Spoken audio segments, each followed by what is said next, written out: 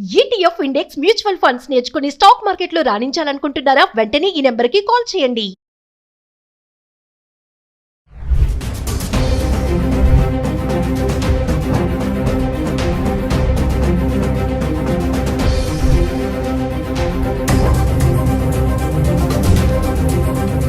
Hello viewers, welcome back to our channel. ప్రస్తుతం మనతో పాటు ఉన్నారు ఎంఎన్సీ ఎగ్జిక్యూటివ్ 25 ఇయర్స్ నుంచి అమెరికాలో ఉంటున్నటువంటి వీరభద్ర సార్ గారు. సార్తో మాట్లాడదాం. ప్రెసెంట్ అమెరికాలో సిచ్యువేషన్ ఎలా ఉంది అనేది. ఈరోజు చూసుకుంటే మరి 8 లక్షల మందిని ట్రంప్ గెట్అవుట్ అంటున్నాడు. చాలా మందిని రిటర్న్ పంపించేస్తున్నారు, మిలిటరీ ఎయిర్ క్రాఫ్ట్ బుక్ చేసి కూడా. మరి ఒక్కసారి సార్తో మాట్లాడదాం. మరి అక్కడ ఉన్నారు కాబట్టి అక్కడ ప్రెసెంట్ సిచ్యువేషన్ ఏంటి, మన వాళ్ళు ఎలాంటి ఇబ్బందులు పడుతున్నారు అనే దానిపైన. నమస్తే సార్. నమస్తే అమ్మా. సార్, మరి ట్రంప్ ఎఫెక్ట్, ఇప్పుడు మీరు అక్కడ ఉంటున్నారు కాబట్టి మీరు చూస్తూ ఉంటారు. ఇక్కడ చాలా న్యూస్ అయితే మేము ఫాలో అవుతున్నాం, చూస్తున్నాం కూడా. ట్రంప్ ఎప్పుడైతే బాధ్యతలు చేపట్టారో అప్పటి నుంచి చూసుకుంటే చాలా మందిని ఇల్లీగల్గా ఎవరైతే ఉంటున్నారో H1B visa, F1 visa, student వీసాతో వెళ్ళిన వాళ్ళని కానీ వాళ్ళని తిరిగి పంపించేస్తున్నారు. ఈ రోజు న్యూస్ చూసుకుంటే 8 లక్షల మందిని గెట్అవుట్ అంటున్నారు నిర్దాక్షణంగా. అంటే దీన్ని ఎలా చూడొచ్చు అంటారు? మరి మీరు అక్కడ ఉంటున్నారు కాబట్టి ఒకసారి మాకు అక్కడ ఉన్నటువంటి వాస్తవాలు ఏంటి అనేది. కరెక్టే. అంటే అది 8 లక్షలు అనే నంబర్ ఎవరు పెట్టారో నాకు తెలియదు. అది 80 అవ్వచ్చు, 8 అవ్వచ్చు. కానీ ముఖ్యంగా ఏంటంటే ఎవరెవరైతే వాళ్ళ వీసా స్టేటస్ని దాటి, అది F1 అవ్వండి, H1 అవనండి, కంప్లీట్గా అసలు ఏ కాగితం లేకుండా ఫెన్స్ దాటి వచ్చిన వాళ్ళు అవనివ్వండి, ఎవరెవరైతే వాళ్ళ పీరియడ్ ఆఫ్ పర్మిటెడ్ పీరియడ్ ఏదైతే ఉందో దాన్ని దాటి ఉన్నప్పుడు they will go out of status అంటాం. Out of status means illegal. So చాలామందికి అనుమానాలు ఉంటాయి. ఏంటంటే నేను B1 B2 మీద వచ్చాను, I'm legal entrant into the country. You came legally. ఆ లీగల్గా వచ్చినప్పుడు పోర్ట్ ఆఫ్ ఎంట్రీలో మీకు ఒక స్టాంప్ వేస్తాడు. ఆ స్టాంప్ 10 ఇయర్స్కా, 5 ఇయర్స్కా, 6 ఇయర్స్కా, 2 ఇయర్స్కా, whatever that may be. ఆ డేట్ని దాటి ఒక్కరోజు అమెరికాలో ఉన్న you become an illegal immigrant. అది F1 అవ్వచ్చు, H1 అవ్వచ్చు, B1 అవ్వచ్చు. రాయల్గా వచ్చిన వాడు కూడా ఆ టైం దాటితే ఇల్లీగల్ అవుతాడు. కానీ అందరు ఇల్లీగల్ ఎవరెక్కడున్నారని ఎవరికి తెలియదు. అన్ఫార్చునేట్గా ఏంటంటే ఈ వలలోకి ఎవరు వస్తారు, ఎవరిని ఇమ్మీడియట్గా పట్టుకుని వాళ్ళు తీయగలరు అనేది ఎవరెవరికైతే గత కాలంలో some tryst with the law, criminal history ఏమన్నా, క్రిమినల్ హిస్టరీ అంటాం. అంటే మళ్ళీ నేను ప్రతి క్రిమినల్ కాదని, అది క్రిమినల్ డజంట్ మీన్ ఎవరిని అపోర్ట్ చేయడం కాదు. ఏంటంటే ఒక యాక్సిడెంట్ అయింది, లేకపోతే ఒక DW అయ్యింది, anything for that matter, you had an interaction with the law enforcement తోటి ఇంటరాక్షన్ అయితే ఆటోమేటిక్గా వాడు ఒక రికార్డ్ క్రియేట్ చేస్తాడు. క్రియేట్ చేసినప్పుడు మన స్టేటస్ ఏంటి, ఎప్పుడు వరకు మనకి వ్యాలిడిటీ ఉంది, అది ఈ వీళ్ళు ఈజీలీ యాక్సెసిబుల్ పీపుల్, వాళ్ళని చక్కగా వాళ్ళు ట్రాక్ చేసుకుని వచ్చి పట్టుకుపోతున్నారు. అది ప్రస్తుతం జరుగుతున్న పని. అది ఎవరెవరైతే ప్రయర్ క్రిమినల్ రికార్డ్స్ ఉన్నాయో, లా తోటి వాళ్ళకి ఎన్కౌంటర్స్ అయినాయో, వాళ్ళు they are traceable. So this guys will trace them and push them out. అంటే సార్ అక్కడ లీగల్గా ఇల్లీగల్గా కూడా ఉంటారు కదా చాలా మంది.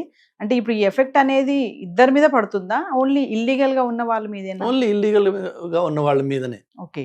లీగల్గా ఉన్న వాళ్ళ మీద మనం క్యారీ మనం ఏదైనా ప్రూవ్ చేయంగానే వాళ్ళు they let you go.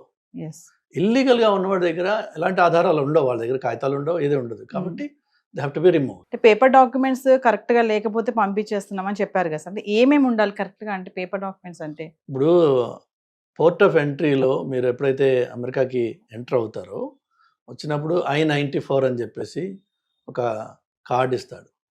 Me date of entry, మీ విజిట్ ఎన్ని రోజులు అక్కడ వ్యాలిడ్. స్టూడెంట్స్ అయితే 2 ఇయర్స్, 2 ఇయర్స్ తర్వాత వాళ్ళకి OPT 36 మంత్స్. అగైన్ అందరికీ 36 కాదు, కొంతమంది 12 మంత్సే ఉంటుంది. సో OPT పీరియడ్ డ్యూరేషన్ ఉంది. OPT తర్వాత they have to get an H1. H1కి మళ్ళీ again it is a employer sponsored H1 visa అది. సో ఎంప్లాయర్ స్పాన్సర్ ఎప్పుడైతే అయిపోతుందో you automatically go out of status. So లీగల్గా ఉన్న వాళ్ళకి కావాల్సిందల్లా ఏంటంటే ఆ డ్యూరేషన్లో యు ఆర్ లీగల్ దే. అలా ఉన్న వాళ్ళని వాళ్ళు డిస్టర్బ్ చేయరు. ఈవెన్ ఒకవేళ 10 మందితో పాటు వీళ్ళొక ఇద్దరు తగిలిన వాళ్ళకి మీరు ఇమ్మీడియట్గా వాళ్ళకి ప్రూఫ్, డాక్యుమెంటెడ్ ప్రూఫ్ చూపిస్తే వదిలేస్తారు అక్కడ. అంటే F1 స్టూడెంట్ వీసా ఎవరైతే వస్తున్నారో మరి వాళ్ళు క్యాంపస్ లోపలే జాబ్స్ చేసుకోవాలి, పార్ట్ టైంగా చేయకూడదని కొత్తగా రూల్ ఒకటి తీసుకొచ్చారు. మరి ఎలా సార్ అదేంటి? మరి కొత్త రూల్ అని ఎందుకంటున్నారు మీరు? అది ఎప్పుడైనా సరే రూలే అది. మీకు ప్రాబ్లం ఏమొచ్చిందంటే దొంగవాడు దొంగతనం చేస్తూ 4 ఏళ్ల నుంచి 3 ఏళ్ల నుంచి 5 ఏళ్ల నుంచి 10 ఏళ్ల నుంచి మేము దొంగతనం చేస్తున్నామండి. ఉన్నట్టుండి ఇప్పుడు మీరు వచ్చి ఎందుకు పట్టుకుంటున్నారు? నాకు ఒక హక్కు ఉంది దొంగతనం చేయాల్సిన హక్కు. అది తప్పు కదా. Yes. So it was always the same case. F1 మీద వచ్చింది, you are here on a student purpose, student visa. నువ్వు ఏ పర్పస్ మీద వచ్చావో ఆ పర్పస్ మీద నువ్వు ఉండాలి అక్కడ. దాన్ని స్ట్రిక్ట్గా ఎవరు ఎన్ఫోర్స్ చేయలేదు కాబట్టి మనము we are bend the law. And Indians of course మనం we are experts at bending law or breaking law. Yes. So we got away. తప్ప అది హక్కు కాదు. సో ఇల్లీగల్ ఇమిగ్రెంట్స్ అంటే కేటగిరీ ఎవరెవరు వస్తారు సార్ అందులోకి? అసలు మామూలుగా చూసుకుని ఇల్లీగల్ ఇమిగ్రెంట్స్ అంటే ఇప్పుడు చాలా మంది ఉన్నారు, ఉద్యోగాలు చేయడానికి వెళ్తారు, చదువుకోవడానికి కోసం వెళ్ళిన వాళ్ళు ఉంటారు, ఇంకా మనం అనుకున్నట్టుగా అక్కడ పిల్లల్ని కనేసి బస్ సిటిజన్షిప్ రావడం కోసం వెళ్ళే వాళ్ళు ఉంటారు. ఇల్లీగల్ ఇమిగ్రెంట్స్ అంటే ఎవరు ఏ కేటగిరీలోకి వస్తారు సార్? ఎవరైనా సరే మీరు ఒక వీసా తోటి కంట్రీలో ఎంటర్ అయ్యారు, ఇట్ డజంట్ ఇవన్నీ ఆల్ఫాబెట్స్ వదిలేసేయండి, LOF H ఇవన్నీ. మీరు ఒక కంట్రీ, ఇది భారతదేశం మీ సొంత కంట్రీని వదిలి అమెరికాకు వచ్చారు.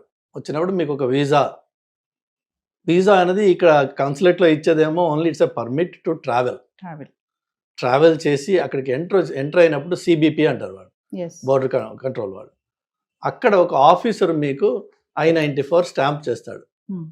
ఎంత డ్యూరేషన్ I-94 ఉందో అన్ని రోజులు you are legally in America. దాని నుంచి దాటి even 1 hour pass that you're illegal. Plain and simple. అందులో మళ్ళీ వాడు గోడ దూకి వచ్చాడు కాబట్టి వాడు ఇల్లీగల్, నేను ఫ్లైట్లో వచ్చాను కాబట్టి నేను లీగల్ లేదు. అది మీ డ్యూరేషన్ టైంలోనే మీకు ఎప్పటివరకు ఆ వ్యాలిడిటీ ఉందో అప్పటి వరకు మీరు లీగల్ ఇమిగ్రెంట్. ఎప్పుడైతే అది స్టేటస్ అది పోతుందో, స్టేటస్ పోయింది అంటే అదే అనమాట. ఆ డేట్ ఎక్స్పైర్ అయిపోయింది అంటే యువర్ ఇల్లీగల్. ట్రంప్ సార్ ఈ ఇల్లీగల్ ఇమిగ్రెంట్స్ ని అంటే ఎప్పటి నుంచో ఫస్ట్ నుంచి చూసుకున్నా కూడా ముందు సైన్ చేసింది దీనిపైనే. అప్పటి నుంచో ఎన్నికైనప్పటి నుంచి కూడా అంటున్నారు కదా, ఫస్ట్ నాది ఏంటంటే ఇల్లీగల్ ఇమిగ్రెంట్స్ పైనే మేము జూలం చూపిస్తాను అంటున్నారు. ఎందుకు అంటారు? రీజన్ ఏంటంటారు దీని వెనుక ఉన్నటువంటిది? మల్టిపుల్ రీజన్స్ ఉన్నాయి దానికి.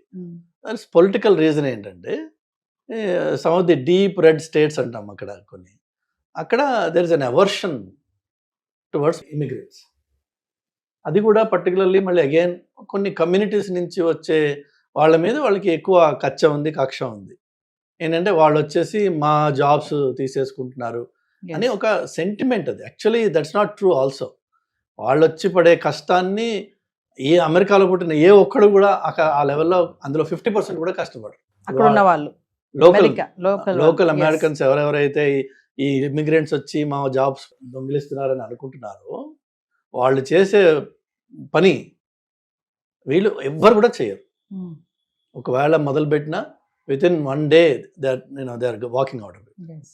సో కానీ ఒక పబ్లిక్ సెంటిమెంట్ బిల్డప్ అయిపోయింది, దానికి మీకు తలాతోక ఉండదు. ఎందుకు అలా అంటున్నావు అంటే అంతే, that's all. We know they are illegal. And illegal అని పెట్టగానే దానికి కొంచెం మసాలా యాడ్ చేస్తారు. They are criminals, they are bringing drugs, ఇట్లా దానికి ఎక్స్ట్రా మసాలా యాడ్ అవుతుంది. కొంత అందులో నిజం ఉండొచ్చు, maybe like 1 or 2% of them my do it. కానీ మొత్తం ఆ కమ్యూనిటీకి మనం ఆపాదించేస్తాం. దాంతో ఇల్లీగల్ ఇమిగ్రెంట్ అనేది ఒక భూతంలాగా అయిపోయింది అనమాట. ఆ భూతాన్ని నేను కంట్రోల్ చేస్తానని చెప్పి ఈయన అన్నాడు. చేస్తానని అన్నాడు కరెక్టే, కానీ ప్రాక్టికల్గా అది literally it's an impossible task అనమాట. Impossible task. కానీ ఎవరెవరైతే ఈ వలలో ఆల్రెడీ లీగల్ లా ఎన్ఫోర్స్మెంట్ వలలో పడి ఉన్నారో వాళ్ళు సబ్సిక్వెంట్గా ప్రొసీడింగ్స్ అని చెప్పి కోర్ట్ అని, స్టే అని, ఆర్డర్ ఆఫ్ రిమూవల్ అని రకరకాలు ఉన్నాయి. వాటి తర్వాత కూడా వాళ్ళు అక్కడ ఉంటున్నారు. సో ఆ లీగల్ ప్రొసీడింగ్స్ అన్నింటినీ ఈయన షార్ట్ సర్క్యూట్ చేసి నీ పేరు ఇందులో ఉందా, okay right, you're on the flight. So ఆ విధంగా ఒక ఎగ్జిక్యూటివ్ ఆర్డర్ ఆయన ఎన్ఫోర్స్ చేస్తున్నాడు. ఇట్స్ ప్యూర్లీ టు సాటిస్ఫై ఏదైతే ఆ భూతం ఏదైతే ఉందో దాన్ని నేను చంపేస్తానని చెప్పి చేస్తున్నాడు. సో ఎవరికైతే ఇలాంటి లా ఎన్ఫోర్స్మెంట్ తోటి ఎన్కౌంటర్ లేకుండా అండర్ ద రేడార్ ఉంటున్నారో వీళ్ళకి దొరకరు అంత ఈజీగా, వీళ్ళకి కష్టం. ఇప్పటికే ఆల్రెడీ చాలామంది అలాంటి వాళ్ళు ఇళ్లలో ఉండిపోయి బయటికి వెళ్ళకుండా somehow they are trying to survive. Maybe ఈ వాతావరణం 6 నెలల్లో సర్దుకుంటుందేమో, కానీ వాళ్ళు కూడా 6 నెలలు సంవత్సరాలు ఇంట్లో ఉండలేరు. సంపాదన కావాలి కదా ఎవరికైనా సరే సర్వైవల్కి. So somehow they have to come out. Trump ఒక స్లోగన్ చెప్తా ఉంటాడు కదా sir, make make America great again అనేసి. అంటే ఇదంతా స్లోగన్ ఎప్పుడు ఉంటూనే ఉంటారు కదా. అంటే అమెరికా ఎప్పుడు కూడా గ్రేట్, అంటే వాళ్ళ కోసం ట్రంప్ ఏం చేయడానికైనా రెడీ అంటారా? వాళ్ళ కోసం వాళ్ళ కోసం అంటూ ఒక మాట లేదు అక్కడ. అది అండర్ టోన్స్ ఉంటాయి, డిఫరెంట్ ఒక్కొక్క స్టేట్మెంట్కి అండర్ టోన్స్ ఉంటాయి. వైట్ సుప్రమసీ అని, లోకల్ ఫస్ట్ అని చెప్పి ఇలా ఉన్నాయి రకరకాలుగా. మనం అస్యూమ్ చేసుకోవచ్చు, but that's not the fact on the ground. అది కాదు, అసంప్షన్స్ అవే. ఇన్వెండోస్ మీరు లీడ్ చేసేది అటువైపుకే వెళ్తుంది. కానీ ఏంటంటే make America great again is basically saying we need to take care of the local people first before importing. ఈ మిలియన్స్ ఆఫ్ ఇమిగ్రెంట్స్ వచ్చే ముందు లోకల్ పీపుల్ని మనము కేర్ చేయాలి. ఆ కేర్ చేయడంలో వచ్చిన ప్రాబ్లం ఏంటంటే, నువ్వు ఇమిగ్రెంట్ని పంపించేసినంత మాత్రాన వీడు పడిపోతాడా? కాదు. వీడికి ముందు చదువు వచ్చి, సంధ్య ఉండి, బాగుపడి, డిసిప్లిన్ ఉండి, ఈ ఇమిగ్రెంట్ వచ్చి తీసుకునే జాబ్కి తను రిప్లేస్ చేయగలిగిన కెపాసిటీ కావాలి. ఫర్ ఎగ్జాంపుల్, ఇప్పుడు AI data is the hottest cake today. ఇప్పుడు ఏఐ డేటాలో అందరూ ఇమిగ్రెంట్సే ఉంటారు, ప్రాబబ్లీ 100%.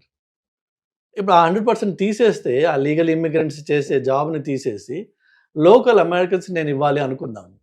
అంటే వాళ్ళకి ఫస్ట్ ఆ లెవెల్లో చదువు ఉండాలి కదా. ఆ లెవెల్లో చదువు ఉంటే అసలు ఈ గొడవే లేదు, వాళ్ళకి కూడా ఆ జాబ్స్ వస్తున్నాయి. ఈ కంపెనీస్ ఏమో ప్రిఫర్ చేసి ఓన్లీ H1 క్యాండిడేట్ని హైర్ చేస్తాననే పరిస్థితి కాదు. ఇన్ఫ్యాక్ట్ H1 అప్లై చేసే ముందు company employer has to prove that మేము లోకల్గా పబ్లిష్ చేసాము, మాకు ఇన్ని రెజ్యూమేస్ వచ్చాయి, మేము ఇంతమందిని ఇంటర్వ్యూస్ చేసాము, బట్ అన్ఫార్చునేట్గా మాకు కావాల్సిన ఈ క్రైటీరియాలో క్వాలిఫికేషన్ ఉన్న, ఎక్స్పీరియన్స్ ఉన్న వాళ్ళు దొరకలేదు, అందుకని చెప్పి మేము బయటకు చూస్తున్నాం. బయట ఏంటంటే H1 కోసం చూస్తున్నాం అన్నది వాళ్ళు ప్రూవ్ చేయాలి వాళ్ళు. సో ఇట్స్ నాట్ జస్ట్ ఏదో క్యాజువల్గా H1 తీసుకొచ్చేస్తాను, పెట్టేస్తాను, అది కాదు. So legal protections for local labour are always there. But if the local labour is not educated enough, they not skilled enough, then some of these jobs can only be filled by immigrants. అందుకని చెప్పి ఇమిగ్రేషన్కి వస్తుంది అన్నమాట. So ఓవరాల్గా మీరు అక్కడ ఉంటున్నారు కాబట్టి మీకు సిచ్యువేషన్ తెలుసు కాబట్టి ట్రంప్ ఈ విషయంలో చాలా సీరియస్గానే ఉన్నాడు అనుకుంటున్నారా? ఇల్లీగల్గా ఎవరైతే ఉన్నారో వాళ్ళని ఇమీడియట్లీ అందరినీ కూడా పంపించే ప్రయత్నం ఆల్రెడీ స్టార్ట్ చేసేసారు. మొత్తం ఇంక జల్లెడ పట్టి అలర్ట్గా ఉంటూ వాళ్ళందరినీ కూడా బ్యాక్ పంపించే ప్రయత్నంలో ఉన్నారంటే ఏం చెప్తారు ఫైనల్గా? చేస్తారు, ఈ ప్రయత్నం కంటిన్యూస్గా ఉంటుంది. ఇది కంట్రీ లోపల రేట్స్ చేయడము, జనాల్ని పట్టుకోవడము, అది వాళ్ళు ఫస్ట్ హ్యాండ్ ఎప్పుడు చేయగలరంటే ఎవరెవరైతే లీగల్ సిస్టంలో ఆల్రెడీ ఒక రికార్డ్ ఉందో వాళ్ళని డెఫినెట్గా they will target, they will catch them. మిగిలిన వాళ్ళు ఈ వేడి కొంచెం తగ్గుతుంది. లాస్ట్ టైం ట్రంప్ ఆఫీస్లో ఉన్నప్పుడు కూడా బోర్డర్స్లో సీరియస్ ఎన్ఫోర్స్మెంట్ ఉండేది. ఎవరెవరైతే ఆ వాల్స్ జంప్ చేసి వస్తారో వాళ్ళని డిటెన్షన్లో పెట్టడము, పిల్లల్ని వాళ్ళ పేరెంట్స్ నుంచి సెపరేట్ చేసి వేరే డిటెన్షన్లో పెట్టడము, అప్పుడు చాలా ఇష్యూస్ అయినాయి లాస్ట్ టైం. సో అదే same thing will continue again. కానీ ప్రతి ఇంటికి వెళ్ళి డోర్ టు డోర్ నాక్ చేసి స్టేటస్ చూసి ఎవరు లీగల్ ఎవరు ఇల్లీగల్, అది first of all American law prohibits that. You cannot, మాకు రూల్ ఏంటంటే you cannot enter anybody's door. Law enforcement officer cannot enter anybody's door without a warrant. And warrant వచ్చిన అలాటప్పగా judges ఇవ్వరు. So ప్రతి ఇంటికి నాక్ చేసి వచ్చి ఆ క్యాన్వాసింగ్ ఉండదు. బట్ వీళ్ళకి కమ్యూనిటీ లీడర్స్ తోటి మాట్లాడి, చర్చెస్తో మాట్లాడి, లోకల్ బిజినెసెస్తో మాట్లాడి they will make sure that somehow ఈ నంబర్ తగ్గేటట్టుగా చూస్తారు. అది కాబట్టి భయం వల్ల ఎవరికి ఉండాలి అంటే, ఆల్రెడీ లా ఎన్ఫోర్స్మెంట్ తోటి ఏదైనా ఎన్కౌంటర్ అయిన వాళ్ళు ఈ టైంలో భయపడాల్సిన అవసరం ఉంది. అలా లేని వాళ్ళు దయచేసి అందులో పడకుండా ఉండండి. అప్పుడు కొంచెం మీకు ఎక్స్ట్రా బ్రీదర్ లైఫ్ లైన్ దొరుకుతుంది భగవంతుడి దయ వల్ల. లేదు ఇక్కడ వేరే ఏ ఎన్కౌంటర్లో అయినా సరే, రీసెంట్గా ఒకటి అయింది అట్లా, నాకు తెలిసి ఒక షాప్లో ఒక అతను ఇట్లా ప్రయర్ రికార్డ్ ఉన్న వాడిని పట్టుకోవడానికి వాళ్ళు వెళ్ళారు, ఐస్ వాళ్ళు. వాడిని పట్టుకున్నప్పుడు ఇంకొక నలుగురు అక్కడ వర్క్ చేస్తున్నారని వాడు కనిపిస్తే వాళ్ళని కూడా పిలిచి నీ కాగితాలేవు అని వెరిఫై చేశారు. అందులోంచి ఇంకొకటి దొరికాడు. వాడు కర్మ. సో వాళ్ళు వచ్చింది మాత్రం టార్గెటెడ్గా ఈ ఒక్క పర్సన్ గురించి, వాళ్ళలో ఇంకొకటి పడ్డాడు కాబట్టి వాళ్ళు రూపాయలు అలా అవుతుంది. Thank you sir. హాయ్. మొట్టమొదటిసారిగా మన విజయవాడలో క్లాస్ రూమ్ ట్రైనింగ్ అండి. 1 డే క్లాస్ రూమ్ ఎన్విరాన్మెంట్‌లో ఆఫ్‌లైన్ వెబినార్ జరగబోతుంది. అండ్ ఇంట్రెస్ట్ ఉన్న పార్టిసిపెంట్స్ ఈ కింద స్క్రోల్ అవుతున్న నెంబర్‌కి రింగ్ చేసుకొని సీట్ బుక్ చేసుకోండి. దీంట్లో ETFs, index funds and mutual funds మీద completely and hand holding experience మీకు ప్రొవైడ్ చేయబడుతుంది. దీని ద్వారా ఏంటంటే మనం అసెట్స్‌ని స్టాక్ మార్కెట్‌లో ఎలా మేనేజ్ చేసుకోవాలి, ఎలా గ్రో చేసుకోవాలి, ఎలా ప్రొటెక్ట్ చేసుకోవాలో అంటే ప్రాక్టికల్‌గా నేర్చుకుంటారు. అండ్ ఇప్పటి వరకు మనం ఆన్‌లైన్‌లోనే మీరు అటెండ్ అవుతున్నారు. ఇక నుంచి మీరు మన విజయవాడ సిటీలోనే అండ్ లైవ్‌లో క్లాస్ రూమ్ ఎన్విరాన్మెంట్‌లోనే నేర్చుకునే ఛాన్స్ దొరుకుతుంది. కాబట్టి ఇంట్రెస్ట్ ఉన్న పార్టిసిపెంట్స్ కింద స్క్రోల్ అవుతున్న నెంబర్‌కి పింగ్ చేసి సీట్ రిజర్వ్ చేసుకోండి. Thank you.